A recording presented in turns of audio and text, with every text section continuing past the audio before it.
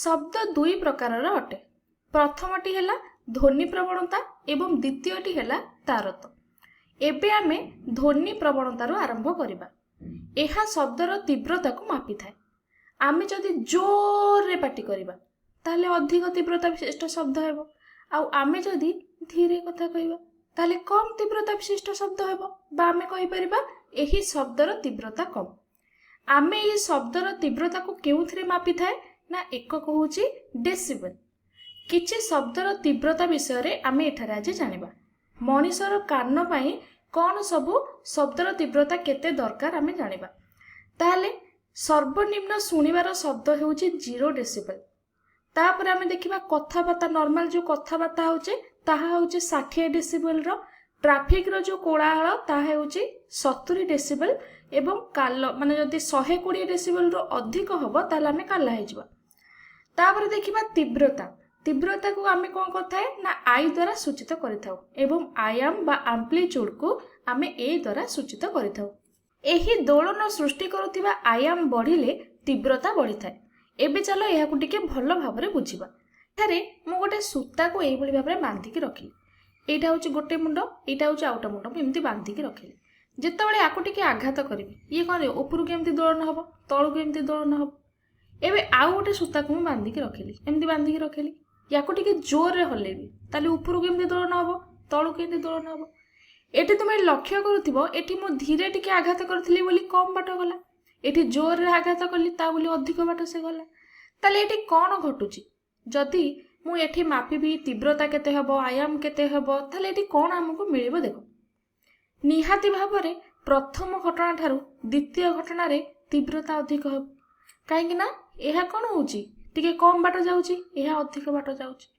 प्रथमे मते कुह एठी शब्द कहार अधिक बाहरिबो, यार ना आर। एठी शब्द अधिक हबो काहेकि ना जेहेतु आर तीव्रता अधिक तेणु शब्द निहाती अधिक हेबो। एहा अधिक दूर गति करूची। ताले आमे एबे जानले कोन ना प्रथम घटना ठारू द्वितीय घटना रे तीव्रता अधिक हेबो एवं प्रथम घटना रे कोन ना तीव्रता कम हेबो। जदि आमे तीव्रता को आई द्वारा सूचित करछे ताले आमे एठी लिखि परिबा यार आई मध्य पार्थक्य कोन ना प्रथम टारे आई कमिबो, द्वितीय टारे आई बढ़िबो। आ आयाम कथा जदि कहिबा ताले प्रथम रे कोन हबो ना आयाम कमिबो, द्वितीय रे आयाम टी बढ़ि जिवो। ताले आमे एबे जानि पारले एठी कोन घटुची सबु। ताहले एही आयाम कोन मु तुमको एबे देखौची। देखो एइटा होची आयाम। आमे कहि परिबा साधारण स्थिति रु चरम स्थिति को जो दूरता थाए ताको आयाम कहा जाय। एइटा होची आयाम, एइटा होची कोन आर आयाम बा ऊपर को आयाम टा एइटा, तळु को आयाम टा एइटा। एठी मध्ये सेही भली एठी आयाम अछि। ताहले एठी कोन आमे देखिले ना तीव्रता कमिले आयाम कमुची, तीव्रता बढ़िले आयाम बढ़ुची। तेबे एठी प्रश्न हेउची जदि आयाम 2 गुण हेबो तेबे तीव्रता कोन 2 गुण बढ़िबो कि? कोन आंसर आसीबो ना ना एहा घटे नाही।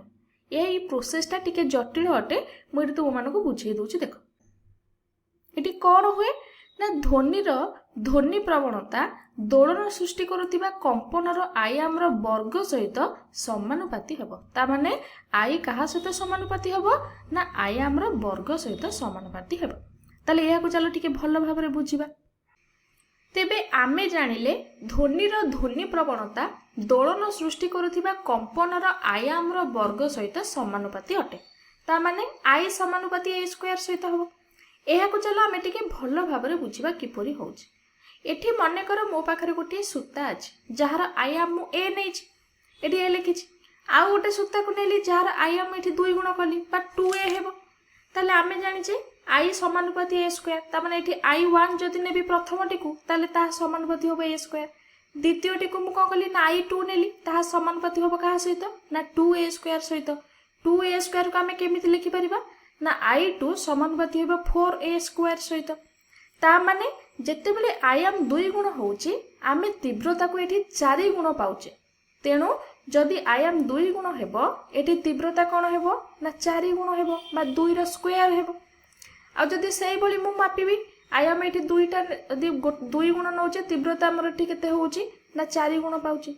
सेही भली जदि आयाम को मु 3 गुण नेबी 4 गुण नेबी ताले कोन बाहरची देखिबा। एठी आयाम नेली आ तीव्रता नेली। एठी आयाम 2 गुण हेले तीव्रता 4 गुण बाहला। आईएम को जदि 3 गुण नेबी तीव्रता कौन हेबो 9 गुण बाहर 4 गुण नेले 16 गुण बाहर। तो ये भाव में आमर कौन होची एठारे आमे देखिले जदि आयामर टिके परिवर्तन होउची ताले तीव्रतार बहुत सारा परिवर्तन एठी आसुची। एबे चलो द्वितीय आमे तारत्व विषय रे जानिबा। ताले एहा ध्वनि तरंगर आवृत्ति उपरे निर्भर करे। जदि कंपनर आवृत्ति अधिक हेबो ताले ध्वनिटी कौन हेबो ना तीक्ष्ण हेबो एवं जदि कंपनर आवृत्ति कौन हेबो ताले ध्वनिटी कर्कश हेबो। ताले एटा गभीर आ जदि तीक्ष्ण नेबा ताले कौन होउची ना कम तारत्व विशिष्ट हेबो। एटा हेबो अधिक तारत्व विशिष्ट एवं एठारे कौन हेबो ना कम आवृत्ति विशिष्ट हेबो एहा अधिक आवृत्ति विशिष्ट हेबो। गोटे पक्षीर राब उच्च तारत्व विशिष्ट होइथिबा बेले सिंहर गर्जनटा निम्न तारत्व विशिष्ट होइथाय।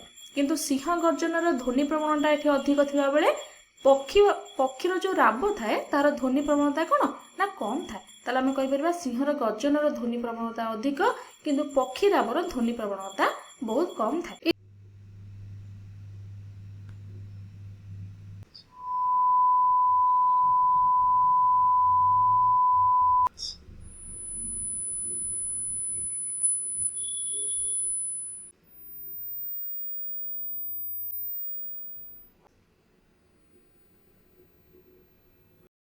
आमे एबे विभिन्न प्रकार शब्द शुणिले मु एबे निश्चित जे तुमर घरे जेजेबापा थिबे जेजेमा थिबे से माने 18,000 हर्जर स्वर को केबे भी शुणी पारु नथिबे।